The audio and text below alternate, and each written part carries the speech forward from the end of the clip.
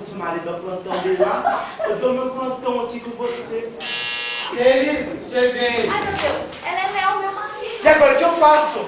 Se esconde. Mas aonde? Vai no banheiro. Abre a porta, meu Não amor. vai, amor. Mas que demora é essa pra abrir a porta, menina? Esse banana do seu marido nem para levar a chave, ora! Mamãe, a senhora por aqui. Não, não deixa o plantão hoje. Então, querida, eu saí mais cedo do plantão, aproveitei para pegar a dona Gina em casa para passar alguns dias com a gente. Então, meu amor, gostou da surpresa? Adorei. Minha filha, você tá com uma cara de cansada, hein?